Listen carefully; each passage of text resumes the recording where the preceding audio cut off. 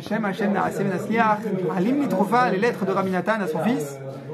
On embraye sur la suite de la lettre de la semaine dernière, la 142 maintenant. Ouf même vet.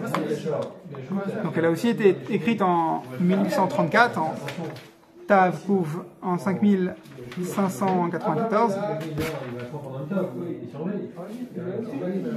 C'était Erev Rosh Chodesh Tammuz, un dimanche. Et juste pour poser le décor, Rabbi Nathan il le dit à la fin de la lettre. Il dit, c'était Motzei Shabbat donc. Il dit, j'ai pas dormi de tout Motzei Shabbat. En fait, Rabbi Nathan il se plaint pas, il dit, c'est mon seder. Souvent Rabbi Nathan il faisait ça. Il dormait pas de tout Motzei Shabbat. Pas pour le kiff de pas dormir, mais il étudiait, il priait depuis la Havdalah jusqu'à Shacharit. Shacharit, dimanche matin, il prie, après il fait une sieste. Et il dit à son fils, a priori c'est Rabbi Yitzhak, mais il ne le dit pas dans l'ouverture de la lettre, il dit à son fils, voilà, je suis en train de prendre le petit-déj de dimanche matin, j'ai pas dormi la nuit, j'ai grand besoin d'aller dormir, mais Ahavatecha iletzani lichtov lecha miyad dvarim ele. Je t'aime tellement, cet amour m'a donné des ailes, m'a donné une puissance pour t'écrire cette lettre. Maintenant on va voir qu'est-ce qu'il a écrit.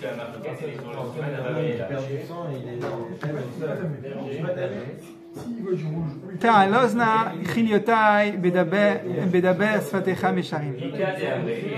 Rabbi Nathan il encense la lettre de son fils, la précédente lettre. Il lui dit, voilà, tu m'as apporté du baume au cœur. Mon âme s'est rassasiée des délices que tu m'as apportées dans ta lettre. Biroti imrotecha hayekarim mipaz, en voyant tes paroles plus chères que de l'or. Asher kibalti ata be'et seudat shacharit, que je viens de recevoir ta lettre maintenant au moment du petit déjeuner de dimanche matin.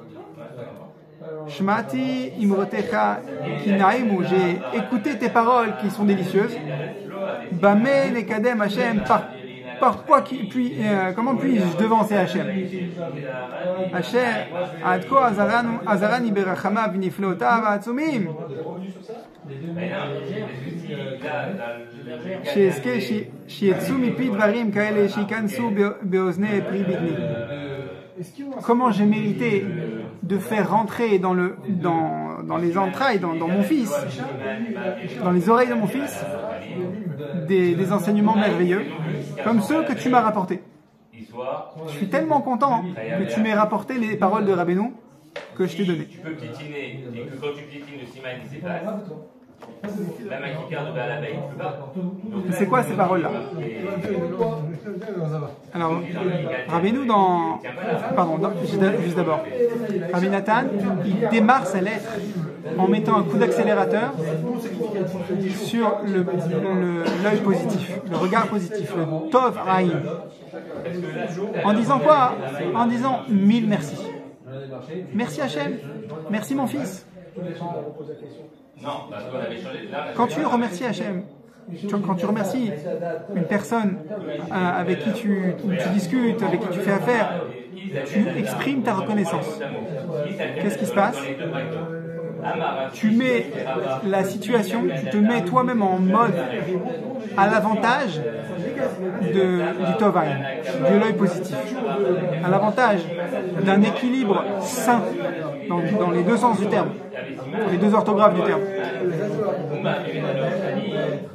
pour ne pas basculer de l'autre côté, pour ne pas basculer vers l'ingratitude de Haman, pour ne pas basculer vers une critique. Non mais je dis ça que pour aider, hein. Critiquer,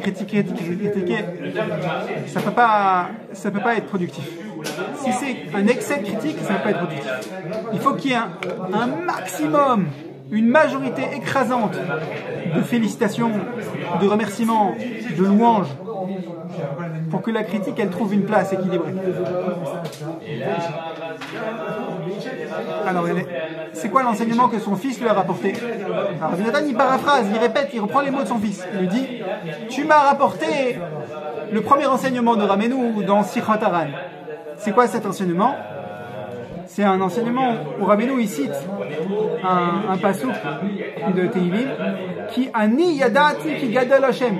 Si je me souviens bien, c'est dans le Teilim 33 qu'on dit le Shabbat matin, après Odou, après Hashem Meler, à la pasuk qui Ani Yadati. Rabbeinu il dit dans les Etzel Maasiot, apparemment c'est lié aussi pour les Maasiot, je n'ai pas compris comment. Rabbeinu il commande ce pasuk. Moi je sais, Ani Yadati, que Hachem est grand. Rabbeinu il explique là-bas, dans Sichat Haran, première entrée dans Sichat Haran, dans les conversations de Rabbeinu. Chacun, il a une perception de combien Hachem est grand. Et cette perception, elle est trop intime pour pouvoir être verbalisée. Les mots ne peuvent pas porter, transmettre combien toi tu perçois la grandeur d'Hachem.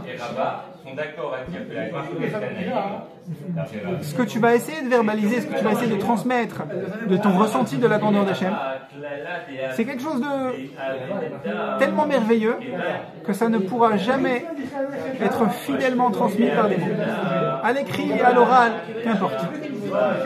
Alors tu vas me dire, oui mais attends, quand je lis dans le Rambam, dans l'Or HaChaim HaKadosh sur la Paracha, dans une Gemara, combien Hachem il est grand, hein.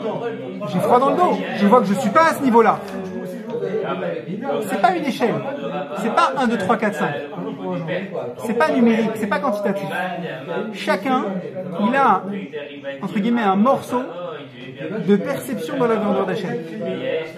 Et même si il semble au niveau, c'est comme ça, si on voulait mesurer avec une échelle, que ta crainte d'Hachem, ta émouna, ta connexion avec Hachem, elle est plus petite que ce qu'on écrit, ne serait-ce que dans la Hamida. Hachem, il est Gadol, Gibor, Enora. Tu te dis, ouais, moi je suis pas au niveau des mots de la Hamida. Surtout quand je lis les Gemarot dans le Masechet Megillah qui expliquent les mots de la Hamida, tu te dis, ouais, je suis pas à ce niveau-là. C'est bien, quand je fais la Hamida, je prends un cours de Moussa. Alors que tu es au niveau? En fait, Rabbeinu il insiste, chacun, de par le fait qu'il a une neshama, il possède, il exprime, il est en train de vivre chaque instant une réalité de la grandeur d'Hachem qui est tellement fantastique que les mots ne peuvent pas la véhiculer. On n'est pas là pour comparer. Ça n'a pas de sens de comparer comment toi tu perçois la grandeur d'Hachem et comment un grand tzaddik qui donne des cours de Emouna très profonds, il comprend la grandeur d'Hachem. Ta perception, elle est valide, valable, plus grande que ce que lui il peut donner des cours d'Emouna. Alors quand tu vas suivre un cours d'Emouna de ce grand tzaddik, tu vas profiter, mais ça ne remet pas en question le fait que tu as une connexion avec Hachem qui est énorme. Ok, ça c'est un enseignement que Rabbeinu donne dans Sichat Haran. Et Rabbi Nathan il dit à son fils, tu sais pas combien tu m'as fait plaisir de m'avoir ramené cet enseignement. Que je vois que tu t'es approprié cet enseignement.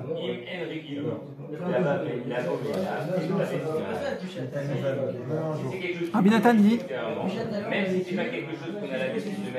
et ça montre la grandeur d'Hachem. C'est-à-dire que le fait que tu t'es approprié cet enseignement, que tu as reconnu, tu as exprimé que chacun d'entre nous possède une connexion, une perception de la grandeur d'Hachem qui est indicible. Ça montre, cela même, ça montre la grandeur d'Hachem. Que Kadosh Baruch Hu, il est Kaviachol grand dans le cœur de chacun d'une manière unique, on va dire inédite. Le vrai mot, c'est indicible. Tu peux pas verbaliser. Ce que tu verbalises, ce sera toujours moins que ce que tu ressens en réel, au fond de ton cœur. Et comme on sait qu'il y a une Yeridat Adorot, il y a une descente des générations, ça prouve encore plus la grandeur d'Hachem. C'est-à-dire que s'il y a 100 ans, avec la grandeur d'âme d'un élève de Rabbi Nathan, il y a 150, il y a 200 ans, avec la grandeur d'âme de Rabbi Nathan lui-même, on parlait de la grandeur d'Hachem, de la grandeur de la Emunah, de l'Yirat Shamayim, alors tu diras, je veux bien, évidemment, eux ils avaient un niveau. Mais moi j'ai quoi comme niveau? Alors, moi je peux parler de la grandeur d'Hachem qu'à mon niveau. Et bien malgré cela, s'applique l'enseignement de Rabbeinu. Ta perception de la grandeur d'Hachem, elle dépasse les mots même que Rabbi Nathan explique en long et en large dans l'Écouter à la Rote sur la grandeur d'Hachem. Et tu vas en prendre la graine quand tu vas lire ces mots. Mais ça ne va pas disqualifier le fait que toi-même tu as une perception de la grandeur d'Hachem qui est en propre, qui est valide, qui dépasse les mots. Et le fait même qu'on ait la chance, alors maintenant Rabbi Nathan il va faire un cas pratique, il va faire un exercice TP de exprimer de la reconnaissance pour nous montrer que c'est comme ça qu'on peut vivre chacun son morceau de grandeur d'Hachem. Rabbi Nathan il s'exclame: et qu'est-ce qu'on a de la chance dans notre génération d'écloper, il ne dit pas écloper mais entre les lignes, d'avoir goûté, de continuer à approfondir, à diffuser des enseignements de Torah aussi lumineux que les enseignements de Rabbeinu. Et encore une fois, on n'est pas chauvin. Il n'y a pas que Breslev. Il y a des Gemarot, il y a des livres de Moussar, il y a des livres de Halakha, tous les domaines de la Torah. Mais Rabbi Nathan, ici, il parle en particulier des mots de Rabbeinu. Pourquoi? Parce que les mots de Rabbeinu, dit Rabbi Nathan, ils sont à la fois accessibles à tout un chacun, et à la fois ils sont Berumo shel olam ad en sof. Ils s'étendent au sommet du monde sans limite. V'yordim ad en tachlit. Et ils descendent à notre niveau sans limite. Il y a jamais quelqu'un qui pourra dire non, les enseignements de Breslev ils sont pas assez concrets, assez terre à terre pour me concerner moi. Moi j'ai fait encore pire. Je suis trop grave pour être guéri par les enseignements de Rabbeinu. Et donc comme il attrape les deux bouts Rabbeinu, dans chaque Torah, Rabbeinu il réunit ces deux extrêmes spirituels, le pire et le meilleur. Et il met à niveau des lumières spirituelles les plus élevées, il les met au niveau du juif en plus grave détresse spirituelle, donc qui est au plus bas.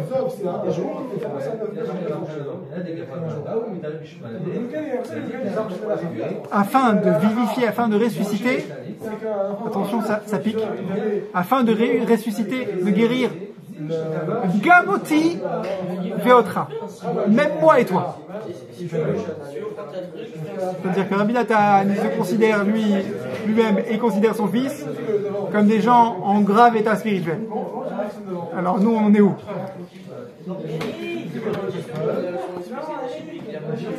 Et il dit, et le format dans lequel Rabbeinu il enseigne ses enseignements de Torah, du Likutei Moharan, des contes de Rabbeinu, ils sont d'un délice exceptionnel.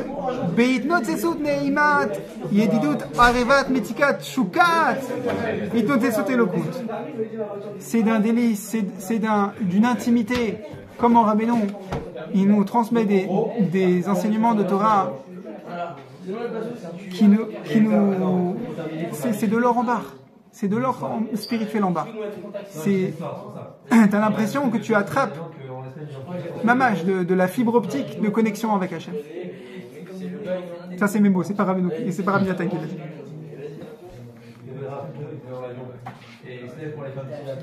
Et nous, on a tellement peu de force. On est tellement faible spirituellement. Et malgré tout, Rabbeinu, il nous met ces notions à notre niveau. Tout ça, c'est autant de raisons de se concentrer uniquement à remercier Hachem. Et là, Rabbeinu, il embraye sur Allez, nous les Shabéach, la Donakol. Il est de notre devoir. On est endetté vers Hachem. On est redevable de rien que louer le maître de tout. Akadosh Baruch Hu. Asher Aya Be'ezrinu Bador Yatom, qui nous a aidés dans notre génération littéralement d'orphelins. Parce qu'on est tellement en difficulté pour nous comprendre, nous connecter au père de la génération d'avant. On est comme orphelins. On est trop lointain. Même de la génération immédiatement avant nous, on n'arrive pas à nous connecter à eux, comparé à ce que les générations d'avant, ils arrivaient à puiser de la génération de leur père. On est dans une telle bassesse spirituelle, Shefel Matzavé nous casé, dans une urgence, dans une détresse, Bedachakut casé. Et malgré tout, Rabbeinu, il a trouvé un moyen de mettre ses enseignements à notre niveau. Merci Hachem. Ça mérite un merci Hachem, puissance 1000. Alors maintenant, il passe à la partie conseil pratique. Comment te renforcer puisque tu es faible? Et Rabbi Nathan dit c'est un constat. Nous sommes faibles. Si on pouvait avoir Rabbi Nathan qui nous faisait le constat pour nous aujourd'hui, il n'y aurait pas de mots pour dire combien on est faible. Si on est faible, il faut se renforcer. Comment tu te renforces? En quoi tu te renforces? Ces mots sont très simples. Les fichach, anachnu chayavim, c'est pourquoi, comme on dit dans Nishmat Kol Chai, nous sommes obligés, nous sommes tenus, nous avons besoin, chayavim, leitchazek, besimcha vechedva. On a besoin de se renforcer, leitchazek, en joie et en exultation. C'est-à-dire, c'est les deux dimensions de la joie. Une joie intérieure, c'est la simcha, c'est la joie qui pousse, qui n'est pas encore visible. Et la joie extérieure, les signes extérieurs de joie. Tu vas taper dans les mains, tu vas danser, tu vas chanter, tu vas extérioriser ta joie. Jusqu'à ce que les deux, ils se rejoignent. J'avais entendu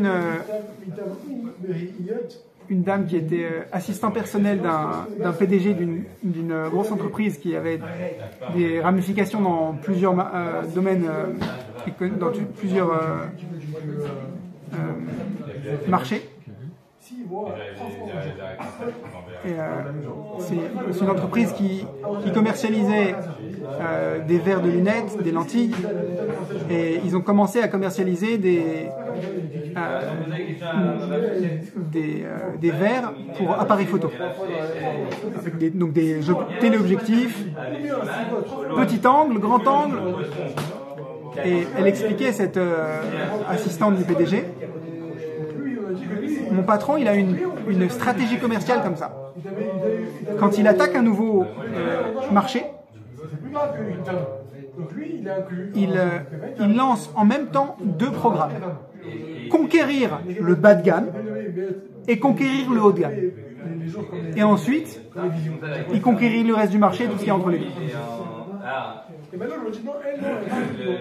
Rabbi Nathan nous demande de faire pareil. Tu te renforces, tu investis dans, entre guillemets, l'entrée de gamme, la simcha extérieure, raconter une blague de carambar. Tu gardes des pommes-potes dans ton placard, même pas pour les manger. Et rien que pour retourner la pomme-pote et pour lire la blague qui ne vaut même pas une blague carambar. D'accord, ils ont vraiment, c'est une Yeridata de Roth. Avant il y avait les blagues carambar, c'était bien. Maintenant il y a les blagues pomme-potes, ça vaut plus les blagues carambar. Il y a une Yerida. Alors tu dois avoir des pommes-potes au moins pour ça. Et au moins c'est propre, c'est ça l'avantage.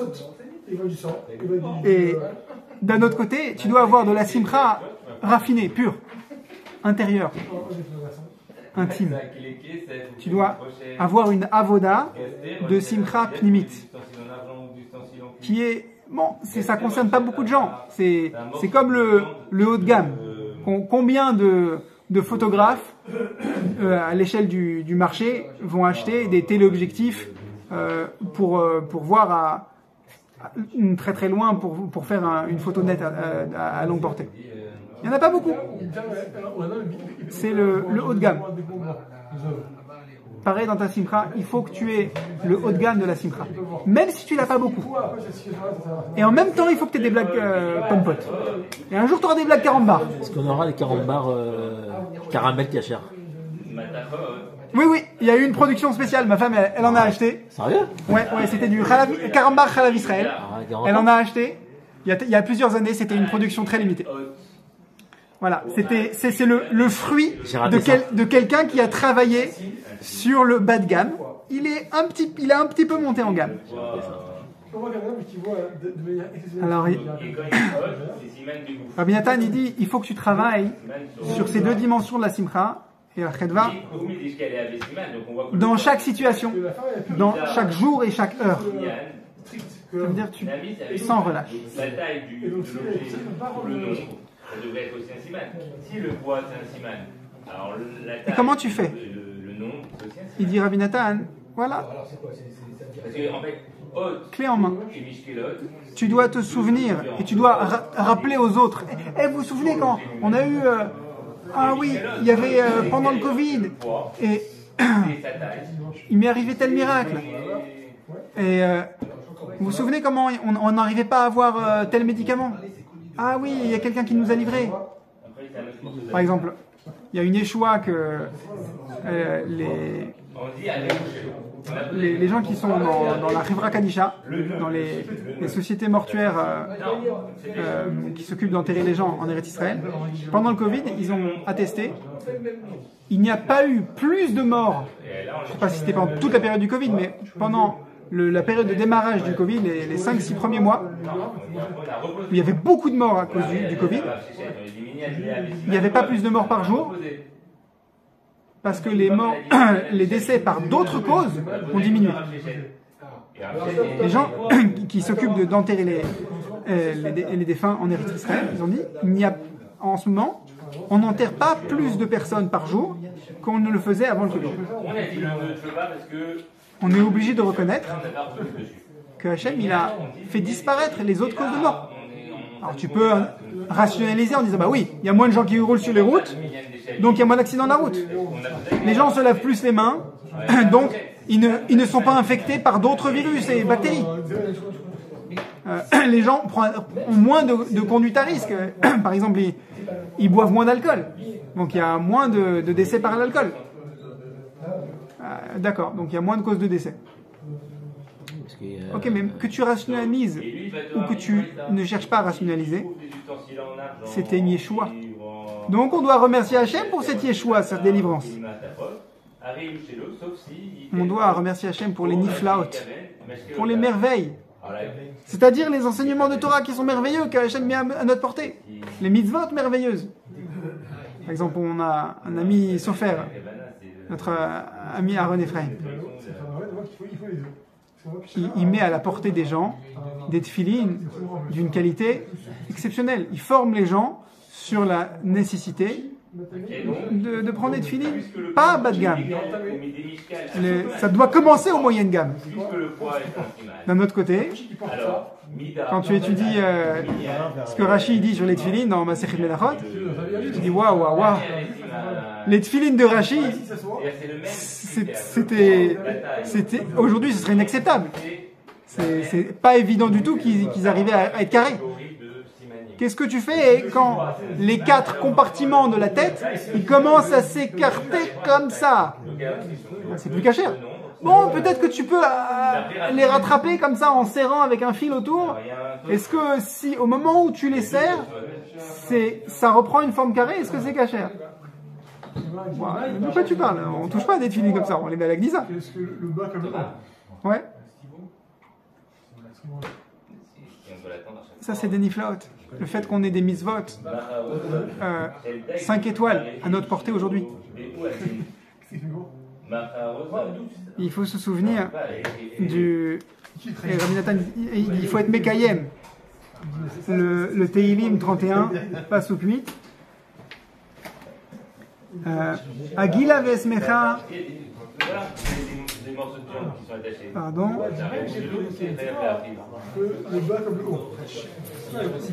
Agila Vesmecha Mishuatecha. Alors Agila, c'est une expression de joie extérieure. Vesmecha. Et j'aurai aussi une joie intime, intérieure. Bishuatecha. Par ta délivrance. C'est ça la avoda. Et quand tu vas faire ça, quand tu vas travailler sur ces deux niveaux pour conquérir tout le marché de la simcha, tout le marché de la réjouissance avec Hachem. Pardon, c'est pas Bishuatecha. Faut que je retrouve le pasuk. Alors, tu vas être vacciné, c'est le cas de le dire, contre le problème de Rosh Chodesh Tammuz, qui vient de Haman. C'est quoi Haman? C'est je veux consommer, je veux que tout me soit dû. Magi Ali, ça me revient de réussir, ça me revient d'avoir une réjouissance sans faire d'effort, sans passer par une construction intérieure et extérieure. Pourquoi? Parce que tu vas conjuguer ta simcha vechedva, gila vechedva vesimcha, bishuatecha. Tu vas tout conjuguer à Kadosh Baruch Hu. Tu vas te réjouir de ce que Hachem te donne. Tu vas te réjouir de la mitzvah qu'Hachem te donne. Au lieu de quoi? Au lieu de baser ta réjouissance sur quelque chose qui est déconnecté de Hachem. Quand quelqu'un il se construit une simcha de holelut, de légèreté, il est content parce qu'il a touché de l'argent. Il est content parce que il a acheté une belle bouteille de vin. Alors c'est une simcha vaine, c'est une simcha déconnectée. Il peut se construire comme ça. Ouais, moi je sais me réjouir avec de la musique. Ok, c'est bien. Mais si tu te réjouis en écoutant de la musique parce que tu veux être connecté à Hachem, là c'est Hachem. Là c'est constructif. Là c'est une simcha qui va te donner de la vitalité. Si c'est pas le cas, si c'est une simcha gratuite, légère, vaine, alors on retombe dans le comportement de Haman qui va nous faire arriver à Ze Enenu Shoveli Magi Ali. Ça me revient. Tout ça, ça vaut rien pour moi parce que c'est éphémère. Et ensuite Rabbi Nathan conclut en disant à son fils: merci beaucoup mon fils, que tu m'as envoyé de l'argent de la tzedaka. Et il cite une Gemara que Rabbi Nathan il cite beaucoup. Il dit dans Rosh Hashanah, page 6b, pardon, 6a, tu prends, tu le poses, et ça y est, le Rishon est non, c'est quand tu l'enlèves, Beficha, Zot Tzedaka. Chez Ayedé Tzedaka, Naaseh Adibur. La Gemara, elle cite un passage de Yeshaya, Beficha, dans ta bouche. La Gemara, elle dit, ce passage de Yeshaya, il fait référence à la tzedaka. Il n'y a pas plus d'explication. Soit il part sur un autre sujet. Rashi, il n'explique pas plus non plus. Et Rabbi Nathan, il donne son éclairage sur cette Gemara. Qu'est-ce que ça veut dire? Dans ta bouche, c'est la tzedaka. Rabbi Nathan dit, à l'aider à tzedaka, la tzedaka, le fait de donner de la tzedaka, ça forme la parole, la force de parole. C'est-à-dire quoi? Ata raïnu zot bechush ki anochi lo ala dati jititen liaz. Vegam lo ala al dati ledaber diburim kael, diburim ele. Il dit quoi? Maintenant, on a un cas concret de ça. Toi, mon fils, tu m'as donné la tzedaka. Rabbi Nathan, il était dans une urgence financière. Son fils lui a envoyé une somme d'argent en tant que tzedaka. Et grâce à ça, j'ai écrit cette lettre que je n'avais pas les forces d'écrire, comme on l'a dit tout à l'heure, parce que j'ai pas dormi de la nuit. Et grâce au fait que tu m'as donné cet argent, j'ai été inspiré à écrire. Et ces paroles-là, on vient d'étudier pendant 30 minutes, ces paroles-là, elles sont nées de la tzedaka que tu m'as donnée. Et ces paroles-là, elles sont quoi? Elles traitent justement des limites de la parole, et malgré que cette parole elle est limitée, il faut l'utiliser pour louer Hachem. Tu vois comment c'est un cercle vertueux. Rien que donner la tzedaka, ça décuple, ça ouvre le pouvoir de la parole. Qui sert à quoi? À se réjouir, à louer Hachem. Et qu'est-ce qui se passe si tu loues Hachem? Tu vas être sauvé du poison qui n'est autre que l'enfermement de la parole. C'est qui Haman? Haman, c'est le descendant de Hamalek. C'est le fer de lance de Hamalek. C'est qui Hamalek? C'est celui qui, dans l'Écoutez Moharan, Rabbeinu il dit celui qui est roé zonot mi abed hon. C'est un passage dans Michelet. Celui qui traite avec des femmes de mauvaises mœurs, ou de manière générale qui tombe dans la débauche, ne serait-ce qu'au niveau de ses pensées, il y a abed hon. Il perd de l'argent. Rabbeinu dans l'Écoutez Moran, il dit ne lis pas Yabed Hon, il dit Yabed Gron. Il perd Gron, la gorge, c'est-à-dire la faculté de parler. Donc Rabbeinu il fait un lien. Celui qui donne de la force à Amalek, Haman Amalek, en étant ingrat, l'archétype de Haman c'est l'ingratitude. Mais c'est le même dossier d'Irabénou que la débauche, alias Amalek. Alors, qu'est-ce qu'il perd? Il perd la faculté de parler. C'est-à-dire quoi? Là-bas dans l'Écoutez Moharan, Rabbeinu il dit la faculté de parler. C'est ce qui te connecte à Hachem. Adam, c'est un midaber. L'être humain, c'est un parlant. Ça veut dire quoi, parler? Là-bas, Onkelos, il dit être créé à l'image d'Hachem, c'est être un rouach memalela. C'est-à-dire que le fait que tu sois un être humain, c'est le fait que tu puisses parler pour Memalela, pour louer Akadosh Baruch Hu. Il y a eu pas une gematria, mais une pépite de mots, le mot Adam, l'être humain. L'être humain par excellence, dans sa noblesse, qui est incarnée Alvaï par chaque Ben Israël. Si tu remplis chaque lettre, Aleph, c'est Aleph Lamed Fait. Dalet, c'est Dalet Lamed Tête. Pardon. Et même, c'est une même lettre. Adam. Tu enlèves, tu prends le mot développé et tu enlèves le Aleph, le Dalet est le même. Il te reste les lettres du mot Mitpalel. Celui qui prie. L'intériorité du mot Adam, ça forme le mot Mitpalel. Adam, c'est celui qui parle. Et celui qui parle, sa fonction c'est de louer Hachem. La force de la parole, qui nous met au-delà des animaux, Non, c'est vrai. C'est vrai. Je pense que qui nous branche à notre noblesse d'être humain. Elle a pour fonction, la force de la parole, a pour fonction de louer Hachem. Comment tu l'utilises? Tu l'utilises en faisant la guerre à Zéhénéne Choveli, à Haman, à Racha. Comment tu débloques le pouvoir de ta parole? À l'idée à Tzedaka! Beficha Zut Tzedaka.